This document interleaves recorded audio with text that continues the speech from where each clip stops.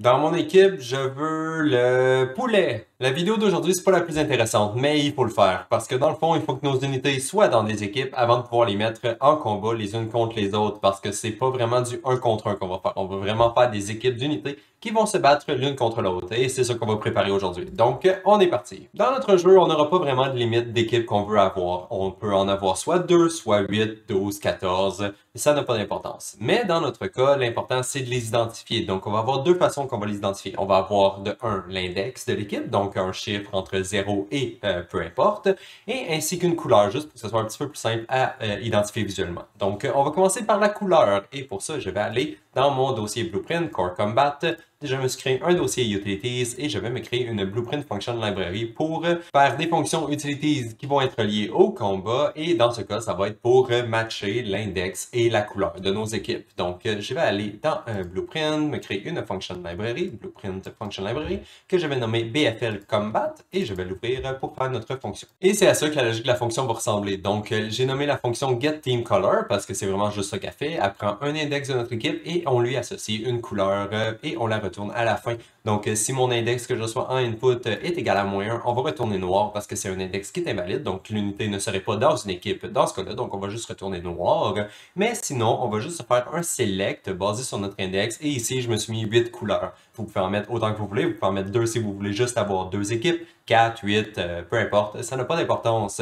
Et ensuite, on le retourne à la fin. Donc, comme ça ici, on prend l'index en input, on retourne une couleur à la fin. Et je vais mettre la fonction pur juste pour que ce soit un peu plus simple à appeler. Parfait. Maintenant, on peut compiler, sauvegarder la fonction library et enfin, on va la fermer parce qu'on n'a pas d'autres fonctions à créer à l'intérieur pour aujourd'hui. Et tant qu'à être déjà dans ce dossier-là, je vais me créer une nouvelle structure directement. On n'en aura pas besoin immédiatement, mais on va l'utiliser un petit peu plus tard. Et dans le fond, je vais commencer par la créer. Donc, blueprint structure que je vais nommer S_unit7. Et on va l'ouvrir. Et ça, dans le fond, ça va simplement contenir une liste d'unités, ce qui va nous permettre de les mettre dans un autre container plus tard.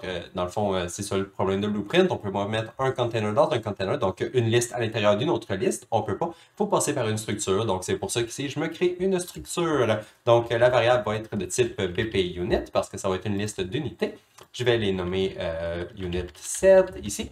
Et le container qu'on va choisir, ça va être un set, donc un set d'unités. Et la différence entre un set et une liste, vous pouvez utiliser un array si vous voulez, mais la différence, c'est simplement qu'on peut simplement avoir une seule fois chaque élément à l'intérieur d'un set. Donc, c'est pour ça que je vais utiliser un set, vu que nos unités, nos équipes d'unités, vont seulement avoir une fois chaque unité à l'intérieur. On ne peut pas être deux fois dans la même équipe. Parfait, donc on peut sauvegarder et fermer la structure. Et maintenant, ce qu'on veut faire, c'est à chaque fois qu'on ajoute une unité sur notre grille, on va lui dire dans quelle équipe qu'elle devrait appartenir. Comme ça, on va pouvoir décider quelle équipe qu'on veut setter pour nos unités. Et pour ça, on va commencer par l'endroit où ça commence, dans notre bouton d'action qui nous permet d'ajouter des unités sur notre grille. Donc, bouton action Add Remove Unit from Combat right here. Et ici, on va simplement commencer par se rajouter une spinbox with name pour pouvoir décider quel team index qu'on veut assigner à notre unité. Donc voilà la mienne ici, je l'ai nommé team. Et ici à droite, le min-max value et slider, c'est de 0 à 3. Donc on va supporter seulement 4 équipes dans ce slider-là. Mais bon, on peut en mettre plus que ça dans le jeu sans problème. Vous pouvez choisir la valeur que vous voulez ici. Ensuite, la valeur par défaut va être 0, donc l'équipe 0. Et ensuite, pas de fractional digit, snap to delta est à true et le delta va être 1 parce qu'on peut simplement incrémenter les chiffres en integer et non en float. Parfait. Donc maintenant, il reste seulement à aller assigner ça à notre fonction quand on ajoute notre unité. Donc ici, dans le graphe. Et donc ici, avec la spinbox with name de sélectionner, je peux implémenter l'événement quand la valeur se fait changer, comme c'est ici, qu'on peut connecter au début de notre flow. Ensuite, dans la visibility, il ne faut pas oublier de mettre notre spinbox. Donc, je vais la mettre ici dans la visibility comme notre button list.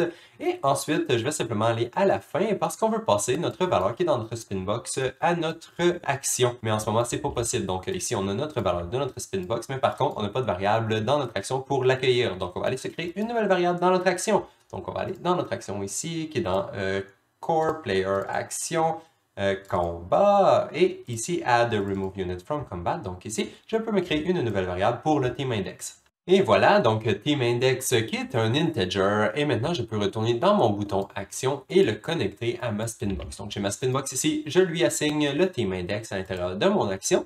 Et maintenant, c'est tout ce qu'on avait à faire pour la Spinbox. Donc, je vais la compiler, la sauvegarder, la fermer et on va continuer le flow à l'intérieur de notre action elle-même. Et ici, la seule chose qu'on a besoin de faire, c'est de passer notre team index à l'intérieur de notre add unit in combat ici. Parce que dans le fond, on a notre index, on veut le passer à notre combat system. Donc, ce qu'on va faire, je vais double-cliquer sur la fonction pour l'ouvrir et me rajouter un nouveau input, donc nouveau paramètre qui va être de type integer et qui va s'appeler team index. Maintenant, on peut compiler le combat system, retourner dans notre action et feeder notre team index au combat system. Comme ça, on lui passe, puis lui va s'occuper de faire tout le reste. Parfait. Maintenant, on peut compiler, sauvegarder notre action parce qu'on a fini et on va continuer le flow à l'intérieur de notre combat system. Et maintenant qu'on est rendu dans notre combat system, on veut prendre notre unité et la mettre dans l'équipe associée. Mais par contre, on a quand même quelques petits checks à faire parce qu'on veut pas que notre unité se retrouve dans plusieurs équipes. On veut être sûr que l'unité est finie dans une équipe. On veut être sûr de passer l'information à l'unité pour lui dire « Ok, tu es dans cette équipe-là maintenant. » Si jamais elle a des choses à mettre à jour, par exemple sa couleur, on va faire ça plus tard. Mais c'est ça, dans le fond, on a plusieurs choses qu'il faut qu'on fasse quand on veut assigner un index à une unité. Donc, je vais me créer une nouvelle fonction pour le faire. Donc, nouvelle fonction setUnitTeamIndex et on va lui passer deux inputs, un pour l'unité et un pour l'index qu'on veut utiliser. Donc, le premier ça va être de type BPUnit, que je vais nommer unit, et le deuxième va être un integer qui va être le team index. Et la voici, et avant de faire la logique de la fonction, je vais aller simplement l'appeler dans les fonctions, ce qu'on a besoin de l'appeler. Donc, dans Add Unit in Combat, c'est là qu'on veut l'appeler la première fois. Donc, on ajoute notre unité sur notre grille, on le met dans le combat, et à la fin de la fonction, ici, je vais lui assigner son index. Donc, set unit team index, ici, à la fin de la fonction. Voilà, donc maintenant, l'unité se retrouve dans une équipe, une fois qu'elle est ajoutée sur la grille, et ensuite, dans le remove unit from combat, on va aller l'enlever de notre équipe, parce que l'unité n'est plus dans une équipe, elle est enlevée du combat. Donc, je vais reprendre ma fonction, je vais l'appeler juste ici en lui passant l'unité. Donc ici, on dit à notre unité, tu n'es plus sur la grille et ensuite on va lui dire, tu n'es plus dans une équipe non plus. Voilà, donc là, c'est fait. Notre unité se retrouve sans grille et sans équipe. Parfait. On peut aller dans notre fonction de setUnitTeamIndex et faire la logique de la fonction maintenant. Et en fait, ici, j'ai dit qu'on avait plusieurs checks à faire et quand même beaucoup de code à rajouter. Mais avant de faire ça, je vais simplement passer notre team index à notre unité pour qu'on puisse tester, voir si l'information se rend au complet. Donc, je vais aller dans mon entry et aller ouvrir mes unités. Donc, Core Combat Unit, non, Player Units BP Unit, ici. Et je vais me rajouter une nouvelle fonction pour setter le team index. Donc, une nouvelle fonction setTeamIndex. Et donc, je lui passe l'index en input qui est un integer et je vais le promote dans une variable. Donc, j'ai ma nouvelle variable ici, teamIndex, que j'utilise mon index pour setter. Donc, je set mon int. Maintenant, il est sauvegardé dans mon unité. Et maintenant, juste pour qu'on puisse être capable de voir quelque chose à l'écran et voir que l'index se rend bien, ce que je vais faire ici dans notre viewport, si on retourne voir, enfin on la voit pas, mais on a notre HP bar ici qui est en screen space, donc c'est pour ça qu'on la voit pas. Et elle a une couleur en ce moment, elle est rouge. Donc ce que je vais faire, c'est changer la couleur de notre progress bar, de notre HP bar, juste pour le faire matcher avec la couleur de notre team. Donc pour ça, ça va être simple. Je vais simplement prendre mon HP bar ici qui est à gauche et ensuite j'accède à la progress bar HP qui est dans ses variables et je fais un set fill color and opacity. Donc on va changer la couleur. Par défaut c'est rouge, mais on veut le changer et on va lui passer le get team color qu'on a créé au début de la vidéo. Donc on prend le team index, on prend la couleur et on l'applique. Parfait. Maintenant on peut compiler l'unité et aller dans le combat system juste pour appeler notre fonction. Donc je vais retourner juste ici. Dans mon unité, je peux faire un set team index ici et lui passer l'index directement. Comme ça, on devrait être capable de pouvoir tester in-game. Let's compile et on va aller voir ça dans le jeu. Et maintenant, si je sélectionne mon action add remove unit, on devrait voir notre team en dessous, l'index qui est écrit. Et si je rajoute des unités sur la grille, ok, la progress bar est bleue, donc ça correspond à ma couleur de ma team 0. Ensuite, ok, j'ai des rouges ici. Les prochaines verts, ça fonctionne. Et finalement, mauve. Parfait. Donc maintenant, on voit que les team index se rendent bien à l'unité et que la fonction de couleur fonctionne aussi. Super. Bon, on peut retourner dans notre combat system pour faire la vraie logique de la fonction maintenant. Et la première chose qu'on va avoir besoin, c'est une nouvelle variable pour se rappeler de nos équipes. Donc, je vais me créer une nouvelle variable que je vais nommer unit teams et ça va être un mapping de integer vers le unit set qu'on a créé au début. Donc, unit set, s unit set. Comme ça, on va contenir toutes nos équipes à l'intérieur. Donc, l'index de l'équipe vers toutes les unités qui sont à l'intérieur de cette équipe-là. Et ensuite, on va séparer notre fonction en 3 étapes. Donc, première étape, on enlève l'unité dans son équipe précédente, si elle était déjà dans une équipe. Deuxième étape, ça va être de l'ajouter dans sa nouvelle équipe qu'on veut lui assigner. Et la troisième étape, ça va être de setter le team index qu'on a juste ici. Donc, ce que je vais faire, c'est déplacer mon bout de code ici en bas à la place. Comme ça va nous laisser de l'espace pour faire les 2 premières étapes comme ça. Donc, on a notre séquence, les 2 premières étapes, et ensuite, on applique l'index à l'unité. Et donc, ça nous amène à la première étape qui est d'enlever l'unité de son équipe actuelle. Donc, première chose qu'on va faire, c'est regarder si l'unité est à l'intérieur d'une équipe. Donc, si son team index n'est pas égal à -1, ça veut dire qu'elle fait partie d'une équipe qui est valide. Donc, on va continuer et on va la retirer de cette équipe-là. Pour la retirer, on va commencer par accéder à l'équipe parce qu'on peut avoir toute la liste des unités qui sont à l'intérieur de cette équipe-là. Donc, je prends mon unit team, je fais un find avec le team index et ici, je break ma structure pour pouvoir le setter dans une variable locale. Comme ça, on va pouvoir retirer l'unité de cette variable locale-là. Donc, j'ai mon unit set qui est juste ici, qui est ma variable locale. Ensuite, je l'ai, donc je peux simplement remove mon unité de mon équipe. Donc, l'unité n'est plus à l'intérieur de l'équipe à partir de ce moment-là. Parfait. Ensuite, vu que c'était une structure à l'intérieur d'une map, il faut mettre à jour la structure à l'intérieur de la map. En ce moment, on a juste mis à jour la variable locale. Donc là, il faut la remettre à l'intérieur de la map. Mais avant de faire ça, on va regarder s'il restait des unités à l'intérieur de cette équipe-là. Parce que si jamais l'équipe était vide, on n'a plus besoin de la mettre à jour. L'équipe est vide, on va juste la supprimer. Mais s'il reste encore des unités à l'intérieur de l'équipe, donc en ce moment ici, c'est le cas, on va dire. Donc ma length est plus grande que 0, donc il reste encore des unités à l'intérieur. Et donc, il faut la remettre à jour dans le map. Et on le fait de cette façon. Donc, on prend notre unit teams, on fait un add dessus en lui passant le team index et le unit set. Comme ça, on remet à jour notre variable à l'intérieur de notre mapping ici. Et finalement, la dernière chose que j'ai dit qu'on allait faire, c'est si jamais le unit teams était vide, s'il n'y avait plus d'unité à l'intérieur, on peut l'enlever. Donc, je vais prendre mon unit teams ici et je vais retirer le team index parce qu'il n'y a plus d'unité à l'intérieur de cette équipe-là.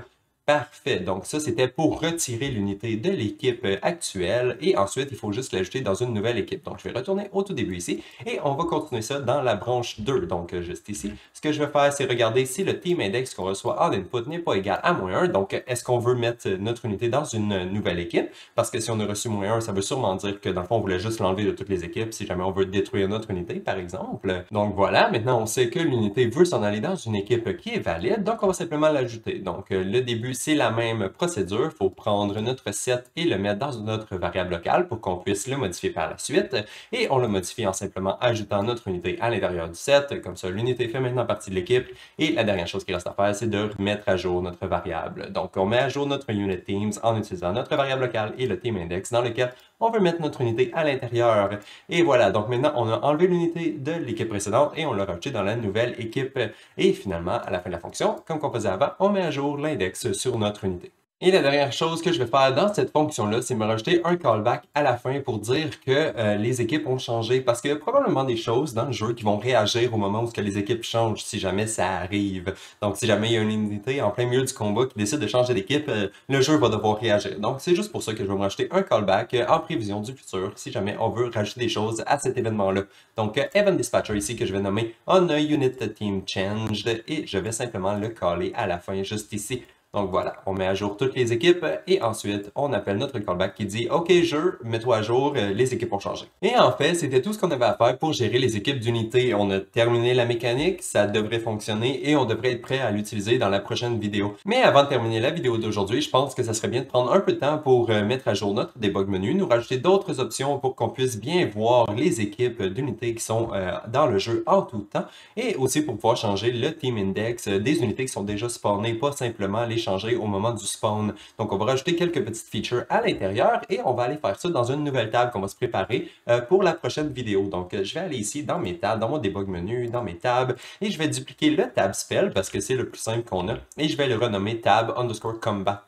Maintenant, on peut l'ouvrir et ici, je vais supprimer ce qu'on n'a pas besoin. Donc, le show spell range, on n'utilisera pas. Donc, je vais juste supprimer ça. Et ensuite, dans les actions, le select cast spell, bien, on s'en servira pas. Donc, on peut le supprimer lui aussi. Et maintenant, on va aller ajouter notre table dans le debug menu directement. Donc, je vais retourner dans Entry, debug menu, ouvrir wdebug menu. Je vais dupliquer un de mes boutons que j'ai en haut ici. Donc, je vais dupliquer le spell encore une fois. Je vais changer le texte qui est écrit dessus ainsi que le nom de mon bouton. Donc, bouton Combat ici. Et ici, dans mes tables, je vais me rajouter ma table Combat qu'on vient de créer. Donc, table Combat que je mets dans mon widget switcher qui va être à la fin juste ici.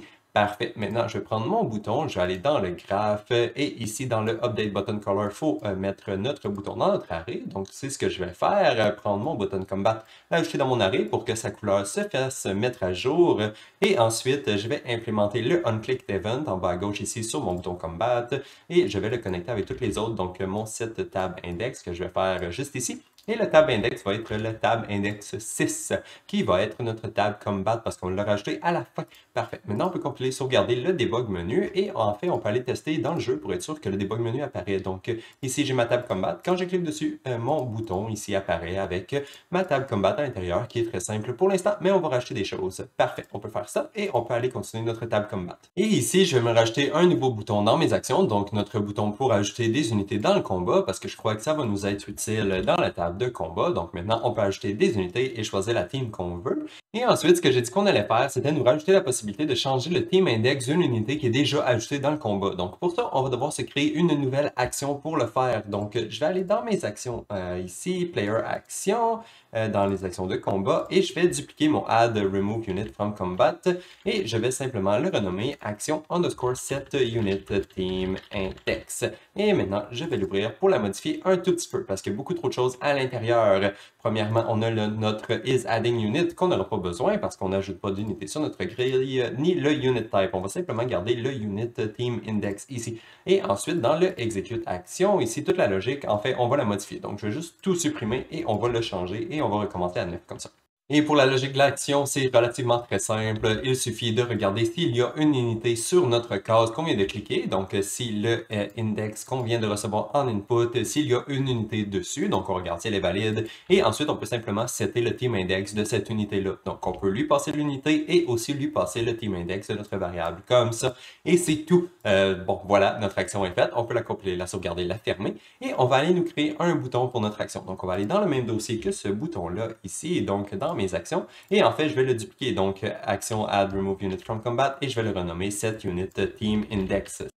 Et ensuite, je vais l'ouvrir pour le modifier lui aussi. Et ici, je vais commencer par renommer mon bouton. Donc, on change le texte pour Set Unit Team Index. Ensuite, on va mettre à jour les actions. Donc, au lieu de l'action Add Remove, on va prendre l'action Set Unit Team Index. Voilà. Ensuite, notre Unit List, on n'en a pas besoin, donc on peut la supprimer et on peut simplement garder notre team parce qu'on veut pouvoir changer le Team Index de notre unit. Parfait, on peut compiler, ça va nous faire plein d'erreurs et on peut aller dans le graph pour les réparer. En fait, ici, au tout début, notre button list unit n'existe plus, donc on peut le supprimer. Ensuite, je vais aller à droite ici, le set visibilité, notre button list n'existe plus, on peut les supprimer aussi. Et ensuite, on peut continuer à droite. Cette action-là n'aura pas de right-click, donc on peut supprimer toute la partie d'en bas. Et ici, pour la partie d'en haut, en fait, on va tout supprimer ça parce qu'on va les modifier. On peut garder la partie de la spinbox juste ici parce qu'on va changer le team index aussi, donc voilà. Et maintenant, on va le remplacer par le nouveau cast et le nouveau set team index. Juste comme ça. Et voilà, donc on a terminé avec notre widget. Donc on peut le fermer lui aussi et on va aller dans notre tab Combat pour l'ajouter à l'intérieur de notre table. Donc ici j'ai mon button Action Set Unit Team Index que je peux prendre et mettre à l'intérieur et lui mettre un petit 2 de padding comme tous les autres. Parfait. Donc là, on va retourner voir dans le jeu si ça fonctionne. Donc dans mon tab Combat, je vais me rajouter des unités. Donc dans l'index 0, dans l'index 1. Ensuite, je vais prendre mon nouvelle action, donc Set Unit Team Index, et je vais essayer de changer les index. Et voilà, ça semble fonctionner. Donc, je peux les mettre dans l'équipe 3, l'équipe 2, l'équipe 1. Il n'y a aucun problème. Je peux changer les Team Index des unités qui sont déjà sur la grille. Parfait. Donc, ça, c'est fait. On peut faire stop et retourner dans la table Combat parce qu'il y a encore une dernière petite chose que j'ai le goût de rajouter ici. Et ce que je veux rajouter, c'est juste une façon de pouvoir montrer toutes les équipes dans notre widget. Comme ça, on sait c'est quoi les équipes qui sont actives. Donc, s'il y a des unités dans les équipes 1, 2, 5 ou peu importe. Et ainsi que toutes les unités qui sont à l'intérieur. Donc, ce que je vais faire, c'est simplement dupliquer ma border ici pour avoir une autre catégorie juste en dessous. Et en fait, je vais tout supprimer ce qu'il y a à l'intérieur parce qu'on n'en a pas besoin. Et je vais renommer ici Teams au lieu de Action. Parfait. Donc, on a une nouvelle catégorie ici qu'on va pouvoir rajouter des choses à l'intérieur pour nos équipes. Ensuite, à l'intérieur de cette nouvelle catégorie-là, je vais commencer par remplacer la vertical box par une scroll box parce que dans le fond, nos unités vont être beaucoup plus longues que la longueur maximale qu'on veut y assigner. Donc, on va remplacer par une scroll box qui est juste ici, donc replace with scroll box. Et ensuite, on va lui assigner une hauteur maximale. Donc, je vais utiliser une size box pour ça. Donc, je vais remplacer par un wrap, en fait, wrap with size box pour pouvoir déterminer une hauteur maximale. Et ici à droite, je vais faire max desired height. Donc, la hauteur maximale, je vais la mettre à 300. Voilà, donc maintenant, notre scroll box va simplement arrêter ici à partir de 300. Donc, ça ne va pas prendre tout l'écran au complet. Parfait. Donc là, à l'intérieur de notre scroll box ici, on va se rajouter une horizontal box en premier. Donc, horizontal box à l'intérieur. Et à l'intérieur de ça, je me suis rajouté 4 chiffres. Donc ici, à gauche, vous pouvez voir, là, dans le fond, je vais juste collapser ici pour qu'on voit mieux. j'ai ma scroll box à l'intérieur. J'ai une horizontal box ici pour la première rangée qui va contenir les index de nos équipes. Donc, j'ai mon texte team 0 qui est l'index 0, simplement un texte qui est écrit 0 dessus. Ensuite, même chose pour 1, 2, 3. Donc, j'ai toutes des text components avec des chiffres écrits dessus. C'est tout.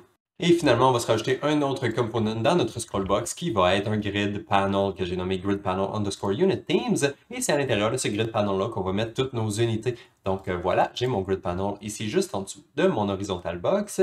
Et ici à droite, on va regarder l'horizontal alignment. Donc je l'ai stretché de gauche à droite. Ensuite, le vertical alignment est aligné vers le haut. Et finalement, dans mes fills rule ici, j'ai mon colonne fill parce que je veux qu'en tout temps, ma grid ait 4 colonnes et qu'elles prennent chacun le même nombre de distances dans notre grille. Et c'est pour ça que je me suis mis 4 colonnes fill ici qui sont toutes à 1. Donc ils prennent tous la même distance. Parfait. J'ai fait sûr aussi que mon grid panel soit une variable parce qu'on va rajouter les unités dynamiquement dans le code à l'intérieur de notre grille. Et j'ai aussi fait sûr que mes text components, ici mes 4 text components sont aussi des variables parce qu'on va changer leur couleur dans le code pour qu'ils utilisent tous les mêmes couleurs des équipes assignées. Donc le 0 va utiliser la couleur de l'équipe 0, le 1, équipe 1, 2, 3, même chose. Parfait. Donc voilà, ça c'est fait. On peut compiler, sauvegarder le designer et maintenant on va aller dans le graphe pour faire le code. Et donc, premièrement, la couleur de nos textes. Donc, dans le pré-construct, on va prendre nos 4 textes, donc texte team 0, 1, 2, 3. On va les mettre dans un array et on va looper à l'intérieur de tout notre array au complet pour leur assigner une couleur. Et pour la couleur, on va prendre le team color, donc get team color ici, on lui passe à l'index. Et finalement, on peut le setter avec un set color and opacity. Ici, dans le fond, j'ai splitté la structure là, parce qu'il y a une structure ici que ça nous donne par défaut. On peut la splitter et connecter notre couleur comme ça.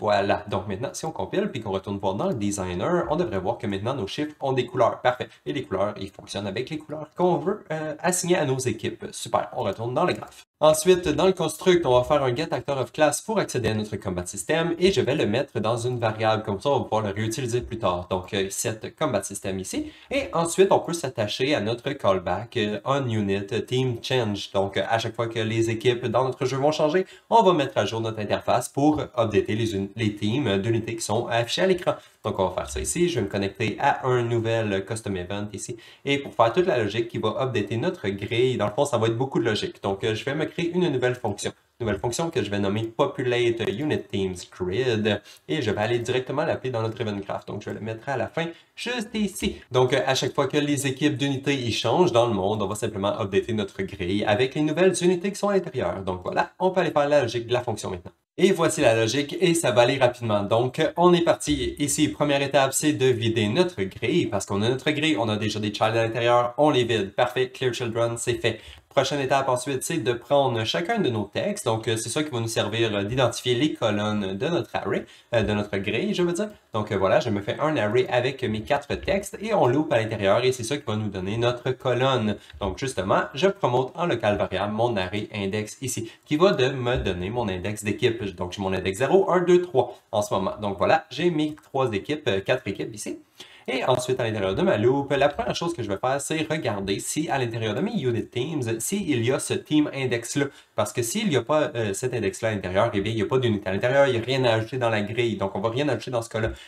Et en fait, ce que je vais faire, c'est changer la visibilité de mon texte ici. Donc, mon texte, mon chiffre qui est écrit en haut de chacune de mes colonnes, je vais le mettre visible s'il y a des unités à l'intérieur de mon équipe. Donc, si mon équipe contient des unités, je vais mettre le chiffre visible, sinon je vais le mettre caché. Comme ça va nous dire, OK, est-ce que l'équipe est pleine? Est-ce que l'équipe est vide? Et ensuite, maintenant qu'on sait qu'il y a des unités à l'intérieur de notre équipe, on va ajouter tous les boutons qu'on a besoin de rajouter dans notre grille. Donc, on va continuer ici. On va regarder notre unit set à l'intérieur de notre team qu'on vient de voir qu'il existait. Donc, on va prendre le set qui est à l'intérieur et on va le convertir en array. Comme ça, on va pouvoir looper à l'intérieur de tous les boutons. On ne peut pas looper à travers d'un set. Là. Donc, c'est pour ça que je le convertis en array ici. On va continuer ici à droite et on va se faire une for each loop pour looper à travers toutes les unités qui sont dans notre équipe. Et pour chacune de ces unités-là, on va se rajouter un bouton unit widget qui est le même bouton qu'on utilise dans notre button list de unit. C'est le même bouton. Donc, on le fait ici, c'est un create widget, c'est le nom de la fonction. Et ensuite, je lui passe un button unit juste ici. Parfait.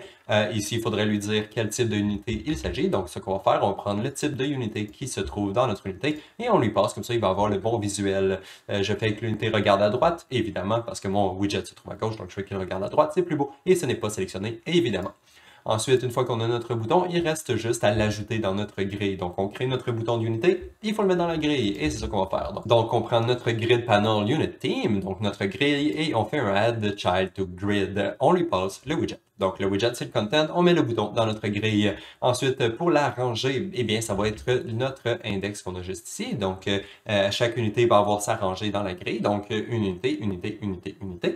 Et finalement, pour la colonne, eh bien, c'est simple, c'est notre index de team parce que ça va fitter avec les teams, les chiffres qu'on a déjà décrits. Donc, index 0, 1, 2, 3, 4. Et ensuite, chaque unité va être ajoutée une en haut de l'autre. Parfait. Donc, voilà. Maintenant, on devrait pouvoir compiler, sauvegarder et aller voir à quoi ça ressemble dans le jeu directement. Donc, allons voir. Et donc, si je me rajoute des unités sur ma grille, ok, bon, l'icône de l'unité est géante, mais on dirait qu'ils sont dans la bonne équipe, ils sont dans l'équipe 0, on dirait, on va essayer. Je vais mettre des slimes dans l'équipe 1 pour voir, ok, ça a l'air bien, ensuite des bats dans l'équipe 2 et peut-être des priests dans l'équipe 3. Ok, chacun a sa catégorie et on dirait la quantité d'unités correspond à la quantité d'éléments qu'il y a dans notre grille juste ici. Donc, ok, ça semble fonctionner. Et si jamais je change le Team Index, donc on va dire que je vais tout déplacer dans l'équipe 1, pourquoi pas. Donc je vais prendre mes 4 ici, je les déplace avec mes slimes, on va regarder en bas, en direction là. Ensuite je vais faire la même chose, je déplace les priests et les bats, et voilà, donc je les déplace tous.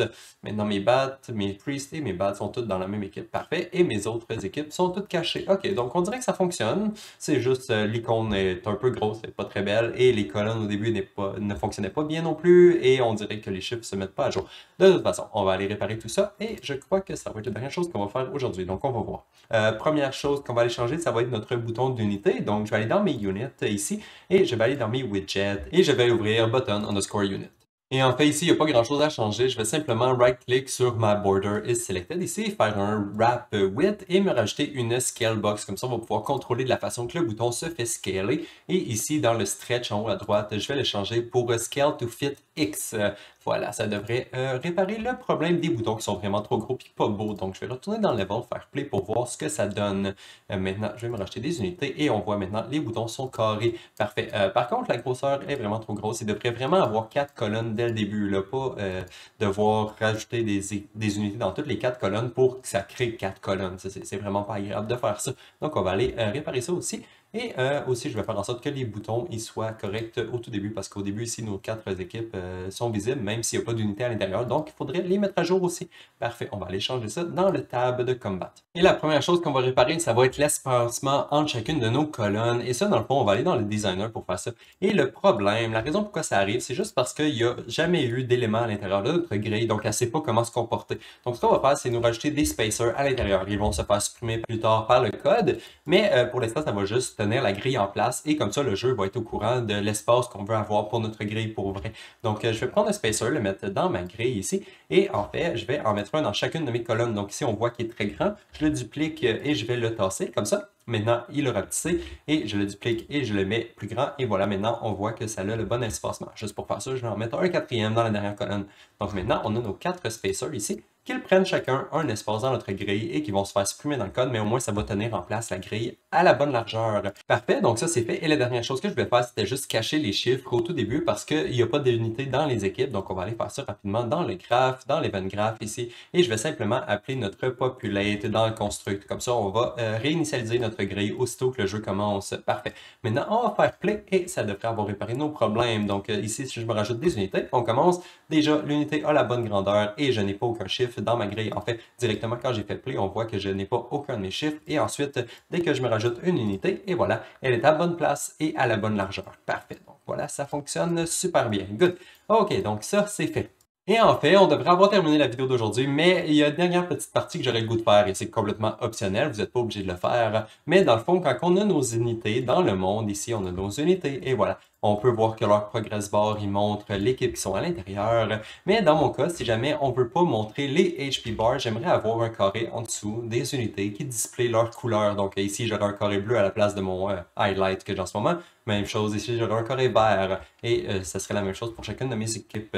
Donc c'est ça qu'on va aller faire. On va aller dans nos unités, se rajouter un petit carré qu'on peut montrer à l'écran si jamais on veut montrer notre team index. Parfait, on va faire ça. Et aller dans notre BP unit. Je vais aller dans mon report. Et donc on va se rajouter un static mesh. Donc donc Add Component Static Mesh que je vais nommer Mesh underscore Team Index. Voilà, donc ça n'a pas vraiment d'importance le mesh qui est montré dessus en ce moment. On peut utiliser le Square Flat pour avoir un visuel, donc SM Grid Square Flat, et voilà, donc on a notre Square Flat qui est ici à terre. C'est juste un carré. Et en fait, je vais le mettre un petit peu plus haut que la grille par défaut, donc en Location Z, je vais mettre un petit 10, comme ça il va être un petit peu dans les airs, voilà, comme ça. Maintenant, on va aller dans le graphe pour faire tout ce qui est d'assigner la texture et les couleurs à notre carré. Donc, premièrement, je vais aller dans mon set grid, dans ma fonction de set grille. Ici, on initialise toute notre collision de line of sight et en fait, on va faire exactement la même chose pour aussi notre mesh de Team Index parce qu'on veut qu'il se comporte de la même façon que notre collision de line of sight. Donc, je vais aller juste ici à la fin et je vais faire exactement la même chose ici.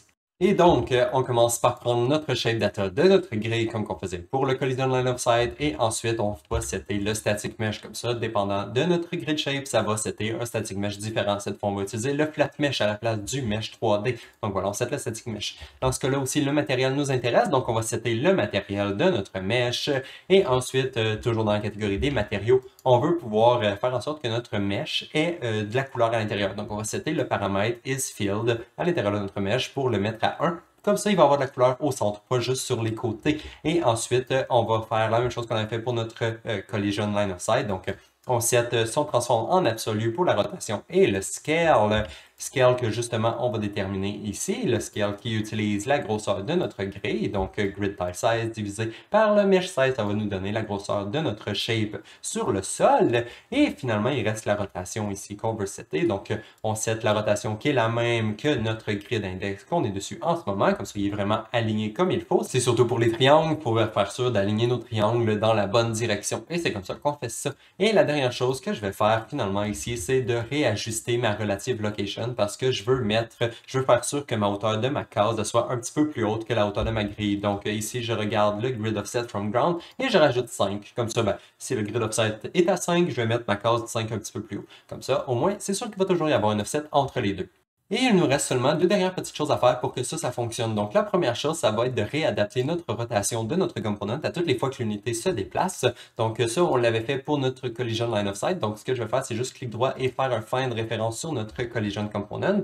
Et ici, dans set grid index, je vais double-cliquer dessus et ça nous apporte ici que ça set la world rotation du component à chaque fois que l'unité se déplace. Donc je vais faire la même chose pour le nouveau mesh component qu'on vient d'ajouter. Donc je le prends et je le connecte à mon set world rotation. Comme ça, il va se me faire mettre à jour en même temps que l'autre. Et la dernière chose qu'il nous reste à faire, c'est évidemment changer la couleur de notre mesh parce qu'en ce moment, on le fait nulle part. Donc, on va aller dans notre set team index, la même endroit où on set la couleur de notre progress bar, de notre HP bar. On va aussi setter la couleur de notre mesh. Donc, set vector parameter value on material en utilisant notre mesh team index, en lui passant notre couleur. Et voilà, ça devrait conclure la vidéo d'aujourd'hui. Donc, on va voir ce que ça donne. Et voilà, donc maintenant quand je rajoute mes unités dans le combat, on voit qu'ils ont des cases de couleur en dessous de leurs pieds. Parfait, donc maintenant on peut rajouter des unités de couleurs différentes et ça change la couleur de notre grille. Bon, ça c'est fait. Ok, bon, mais je pense que ça va conclure la vidéo d'aujourd'hui et dans la prochaine vidéo, on devrait faire des choses qui sont un peu plus intéressantes. Donc, à la prochaine. Bye bye!